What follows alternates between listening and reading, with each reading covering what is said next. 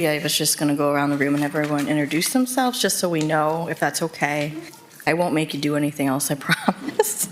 So let's start in the very back row and go this way. Jack Fight. Thank you. Ralph Chamberlain. All right. Sarah Baffert. Thank you. Hello. Diane Corso. All right. Kim Brown. Hello. Jeff Bergquist. Hi. Tim Schwanger. Hi. Colleen Gilson. Colleen Gilson, and then I'm Nicole Growe. I'm the CDBG administrator. And then there's Quinn Rambo. Dave Waddington. All right. So today we are meeting to go over the 2023 action plan, and it is the Consolidated Plan Advisory Committee meeting. Just briefly, hopefully everyone got a copy of the PowerPoint. I don't know if I printed off enough. I can always email it out afterwards too. Just briefly what we're going to be doing today, we just did the welcome and introductions. There's going to be a general overview of eligible activities. I'll go over what the project timeline is. We'll go over the 2022 annual action plan, and then we'll have a group discussion and comments of the proposed 2023 program. So the CDBG program, Community Development Block Grant Program. Sandusky is an entitlement community, so that means that we receive funds directly from the Department of Housing and Urban Development. With these funds, we're allowed to carry out several activities. They have to meet any of these three objectives, though, listed by HUD. So it has to benefit low to moderate income families, aid in the prevention of slum or blight, or be a community in urgent need due to a natural disaster or some type of disaster. The 2023 fiscal year, which is what we're looking at right now, it begins June 30th of 2023, and it will end on July 1st, 2024. So we will still be in 2022 until June 30th of this year. The city anticipates an allocation of approximately $729,701. That's the amount we got last year. We actually were cut last year, that's why I left it as it is. And under this grant, there's certain requirements that we can't exceed. So those are listed below. There are three major requirements we have to follow. The first is 70% of the benefits of this grant have to be an LMI or low-income household. And 70% of that amount is around, I round, and that way we don't have all these cents and stuff. So about $510.790. A 20% max can be budgeted into program administration and planning, so the maximum amount of that is $145,000 around. 15% can be budgeted into public service, which is the applications that we give out to different agencies to apply for funds, and it's also our youth program, so the max we can do for that is $109,000. This is briefly the timeline that we're following this year. Applications for subrecipients are actually available now. I did send out an email. If you weren't on there, I apologize. Please let me know and I'll get you an application. They're available on our website. I did put some out on with the handouts. I don't think I put enough out for everyone though. You have to be a nonprofit to apply. If you want to talk to me after this and see if you're eligible, that's fine. We can do that. Today is the 23rd, so we're at the first public meeting for the CPAC right now. There is going to be a public meeting at the commission meeting on the 27th coming up. Applications from the subrecipients are due on March 13th. Those can be emailed or hand delivered, doesn't matter to me. There's going to be a 30-day public comment period, and that will begin March 23rd. Then there will be a second CPAC meeting April 3rd, and I will send reminders and everything before.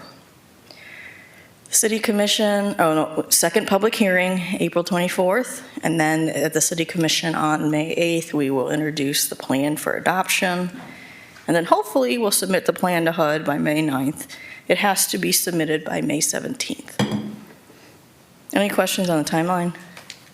Okay.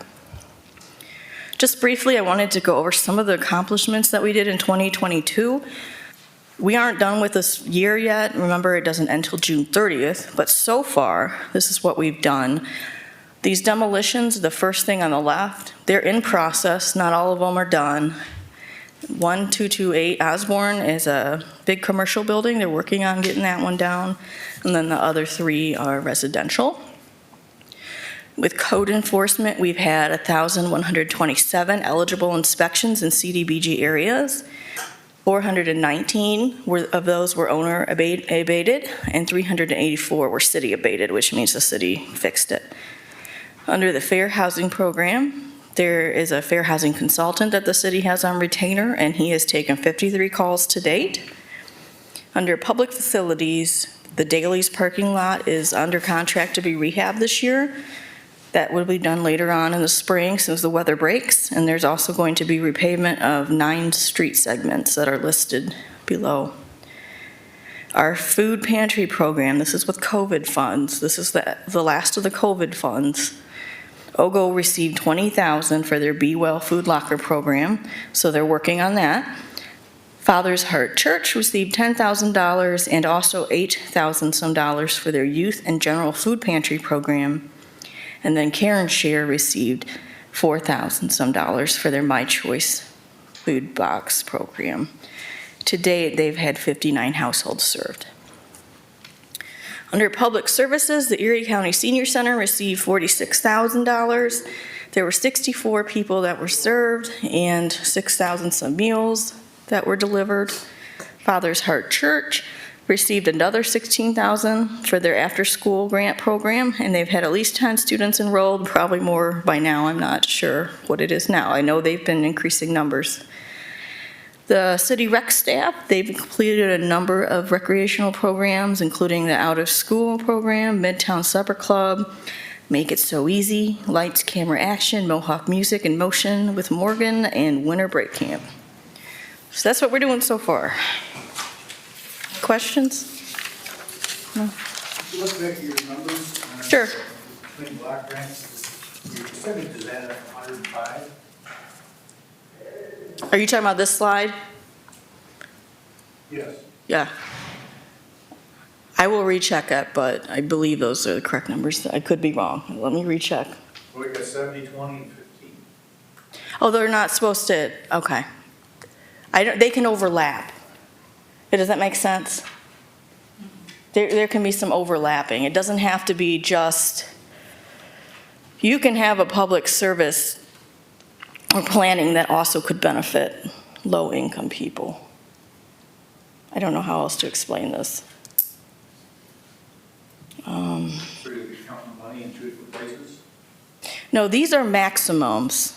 So it's up to? Up to, exactly. This is maximums. It doesn't mean we have to put this much towards something. If that makes sense, that's the max we can allocate towards it. So some categories could have more of a percentage than others, like, So you're saying like the 510,790 could represent 68%? that's at least, yeah, at least. So we can go over that, if that makes Oh, at sense. least, okay. Yes, that's at least. And then the 20% is max. Okay. Same with the 15. Does that answer it? So the left column is program guidelines? Yes, exactly. That's what we have to follow. That's what they look at. Our HUD guide will look at it and tell us if we're in compliance or not. Yep. Does that screen, that doesn't show the carryover from 2022 though, right? That's No, we haven't gotten to that part yet. This is just in general. That's for 2023.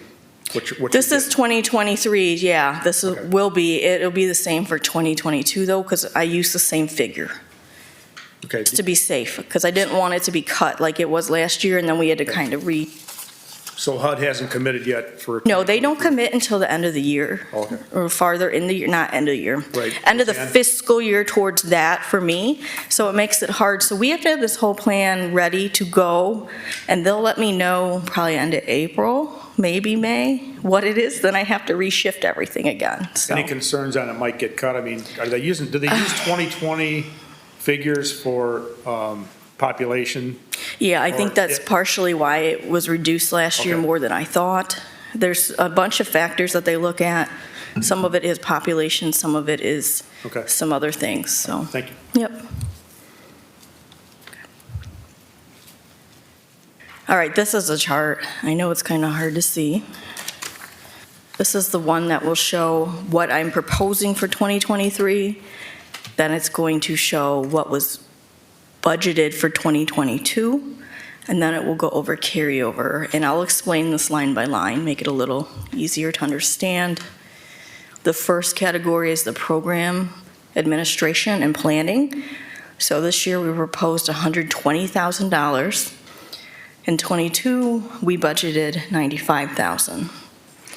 Right now, there's there probably is going to be about $55,000 in carryover in that category from last year. And the way we wrote our action plan last year, that money will go into clearance and demolition. So that's not going to impact '23s. So that's why '23s is still a little more. Fair housing, that is our fair housing consultant. In '23, I proposed $10,000 for that, and then it had $10,000 in 2022.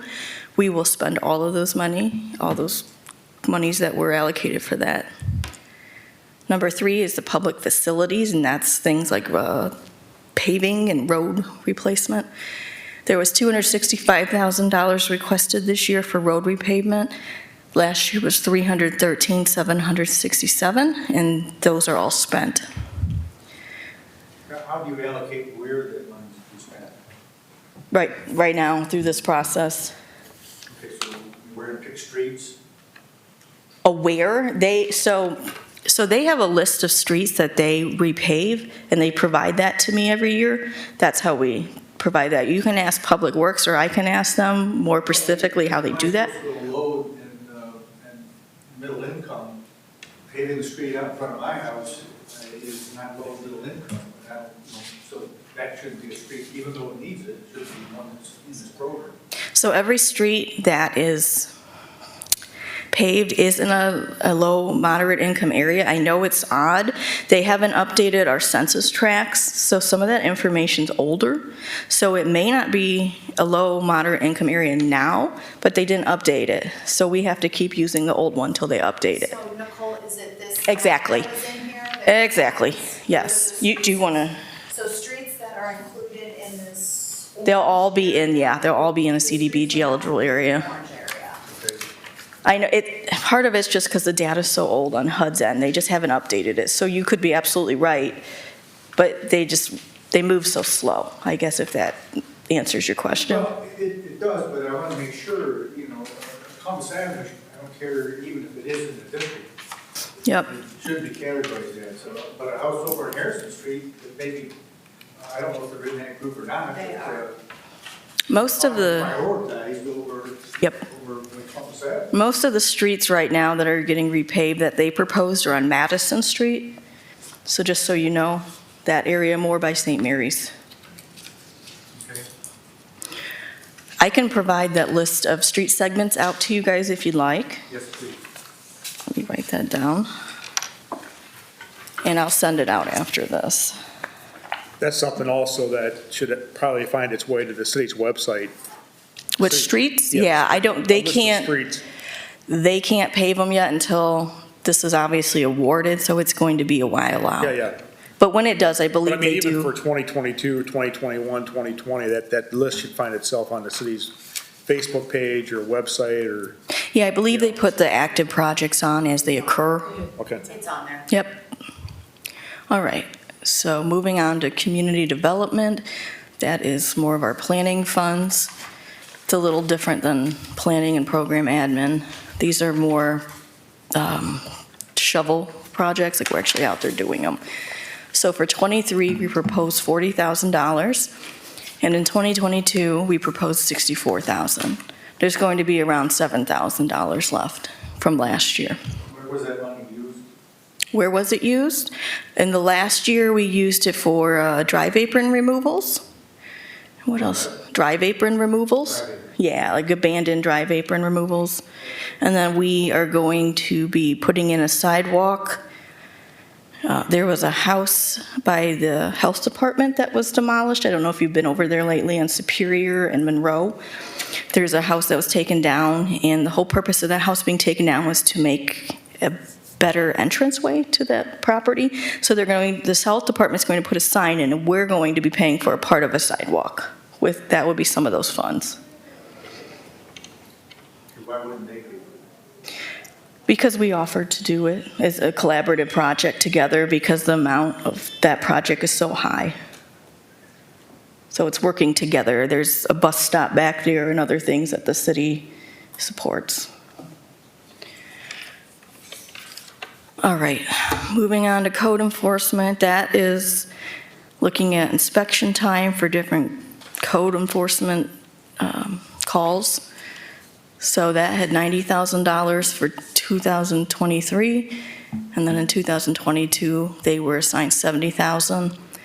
They got the slight bump up because they withdrew almost all their funds already, and I feel that they'll actually use it, so that's why I did that. Moving on to public services, these are for the nonprofits that apply to our funding every year. Some of you may have the application, some of you may need it still, just let me know. But those are for eligible nonprofit only. Individual citizens can't apply for that. Question on that one. Sure.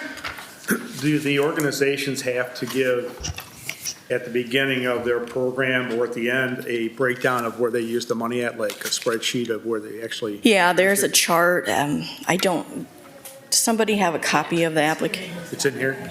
Yeah, it's in the application. Okay, There's a budget table. okay. Yeah, gotcha. And then you guys receive that, so that's a public? Absolutely. That's a public information file? Yes, And Nicole, is there a $25,000 cap for? there is. So there's a $25,000 cap this year, and we did that because we wanted to be able to fund more people. In the past, we've had some higher ones, which are still good projects, but we don't have that many funds we can only spend that 15%, so we're kind of trapped with that, unfortunately. As much as we'd like to fund everyone's projects, we can't. So, go ahead. Yeah, and then under public services, you have listed city recreation staff, and then needed a whole bunch of projects. Is there an accounting for that money as well? I mean, do you know how much they use? Yeah, absolutely. I figure all that out. I'm given the staff's time cards every month, and I review them. Okay. Yep. Because they actually are listed for two different programs. You have them under public service and then also youth programming. It looks like there might be a little bit of an overlap between. They're the same. That's why there's asterisks. The public service and the youth program we have to consider them together. HUD told us we have to do that. Okay. So that is why we're kind of trapped at that 109,000. Between trying to cover all these things, it's a lot to cover. Sure. So anyways, public service. So we have about $49,000 available this year. If that tells you how much we have, it's not a lot. Last year we had 62,000, and that's because we covered a little less of the rec program. So that's where we are with that. Moving on to youth programming, which is the rec program staff. We cover 60,000 for 2023. In 22, we cover 47,000. That's all spent. Rehab program, we're working on that right now. That's a lead paint removal program. I did not assign any funds to that for 23. We have plenty of carryover going on, so I feel we can use that in that program. What we do with carryover in 22 is similar to what it says on the bottom of this chart, that any funds that are carryover that aren't in administration or public service stays in that category. So that is why the rehab funds are higher. So right now we have around 27,000 in 22, and we have 67,000 from 21 we're still trying to work down. Yep. For 2022, was there a lead paint program to actually not only get rid of the paint, but also to be able to repaint? That's what it is. That's, okay, so money was given out for 2022? It hasn't been, and none of it's been spent yet, but we're working on it. It is assigned to the Erie County Health Department. Okay. They did sign a contract And already. how is that word getting out to the public that if you need paint? Well, we put it in the manager's report, and I put it in a request to our Facebook page. Okay. You may want to consider going a little bit beyond that. Not everybody has we're an older community, not everybody has Facebook, not everybody has a computer. Yeah, that's a good idea. I mean- I'll contact Andy and That's been see. brought up before, and I think that needs to be addressed. Sure. That's a great point, and just as a follow-up to that, we also are looking at folks that have code violations and to see if we can elicit any potential applicants for the program through that, as well as those that have recently applied for our housing beautification and development grants, to see if we couldn't use CDBG dollars rather than the issue $8. So we're definitely on it. Is it, price of good application, I have one. Is it geared to families with kids? Yes. It is. It's based, the health department's doing it because they are doing all you have to be income qualified, so they're doing all the CDBG screenings. They're already doing a program like that, so it was a good fit. But they definitely will elevate, if there's a kid with lead, they'll definitely try to get that one first.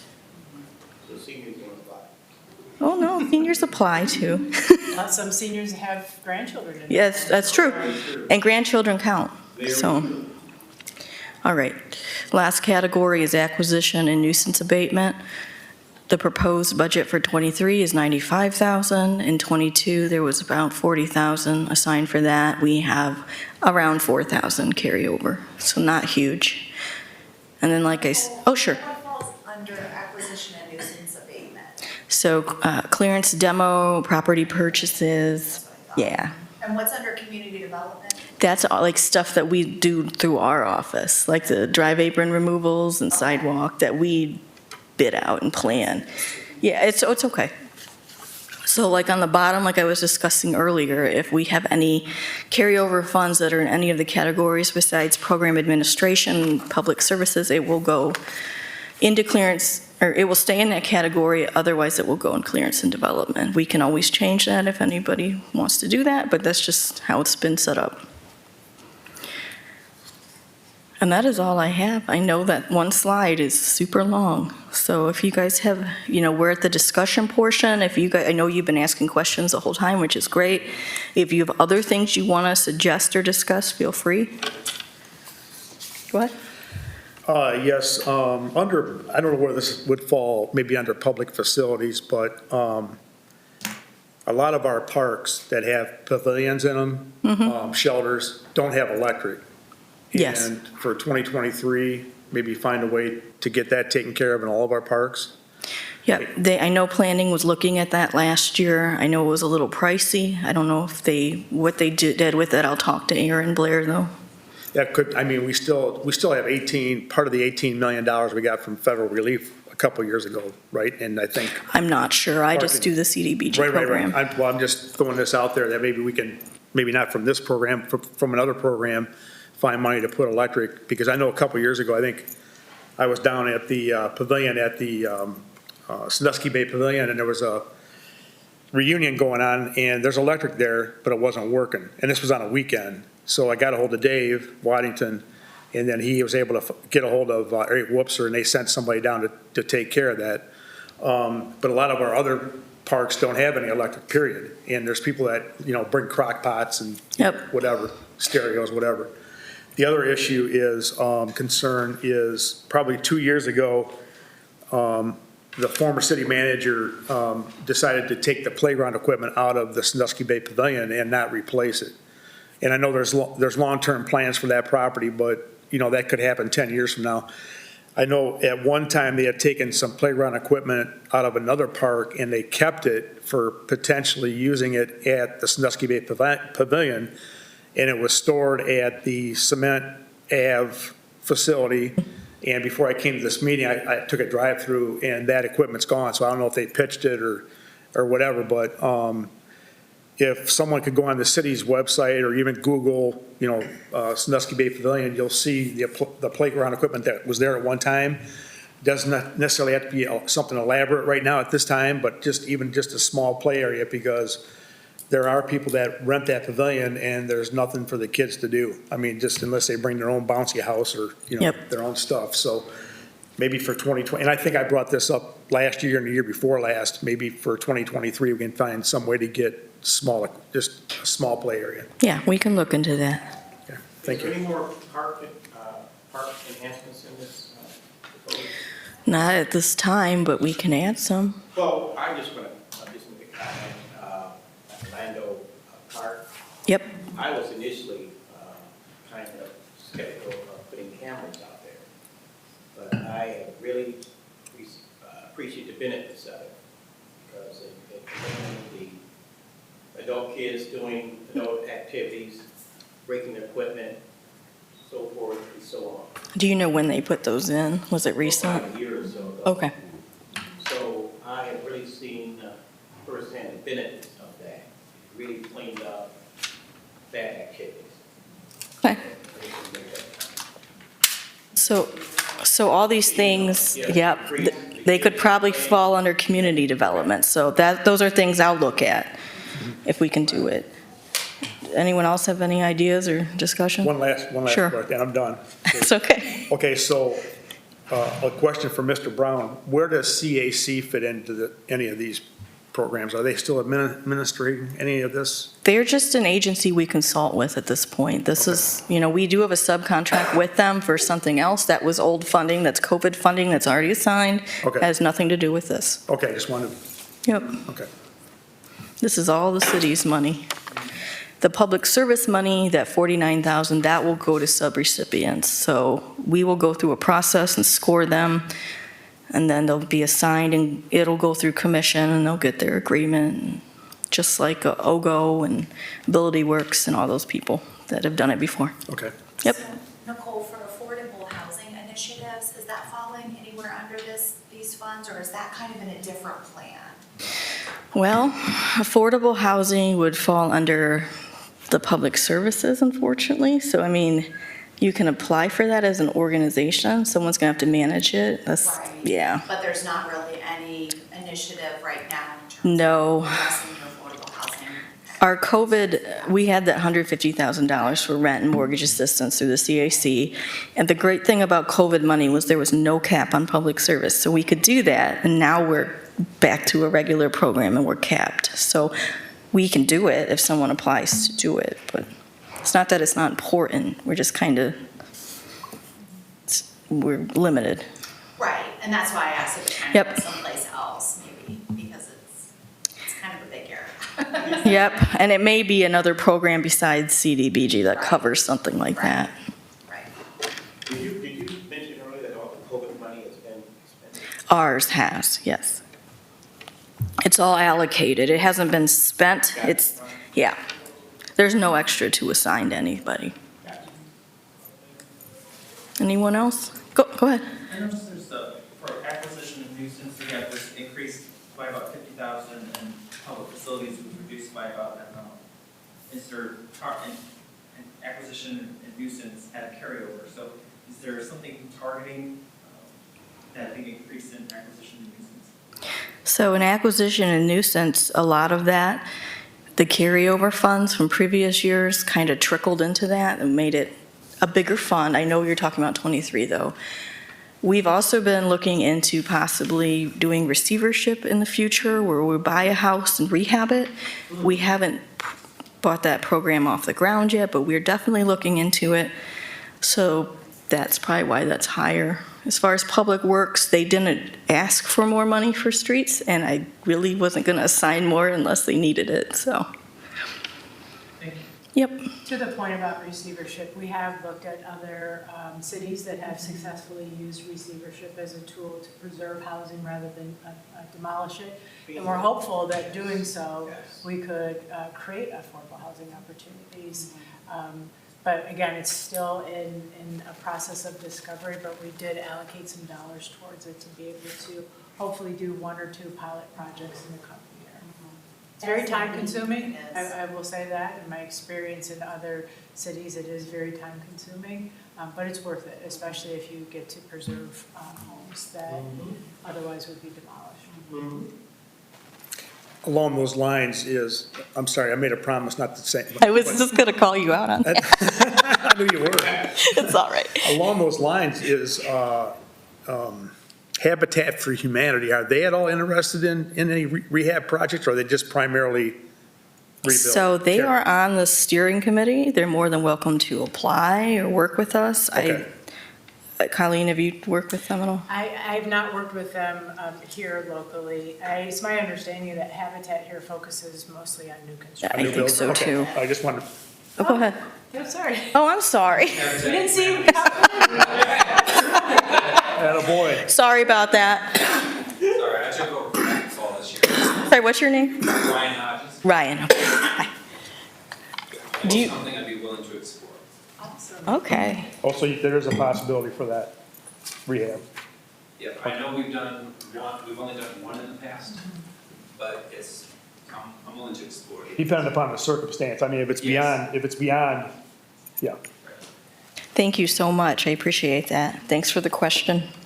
In my experience in another city, I actually had the pleasure of serving on the Habitat Board, and rehab was a big portion of the work that they did, but it can be very expensive. I mean, you never know what you're gonna get into, but I'd love to have follow-up conversations. Somebody's flip costs us twice as long and twice as much. There you go. That's why I tell people why get remote flipping. I think quite a few years ago, didn't Habitat have its own set aside in this program as well, and that's no longer? I don't know. I wasn't here at that time. I was at the county. Okay. Yeah. But just recently, we do work with Habitat, and you were at last meeting, and have used our land bank program to be able to get low-cost land available to Habitat for building. Anyone else? Thank you guys for the discussion. It's been really good today, and we'll take the notes and we'll try to see what we can do here. And we will meet again. When are we meeting again? The 3rd of April. Wow. So hopefully you guys can make it. I'll receive any comments through email or phone, anything written that I can put in the plan. Feel free to contact me that way too. The plan hasn't been drafted yet, so this is just the very beginning stages. I want to thank you guys for coming today, and I hope you have a good day. Stay dry, And hopefully it warms up later. right? Not for the weekend. Not for the weekend. That's all right, I'll be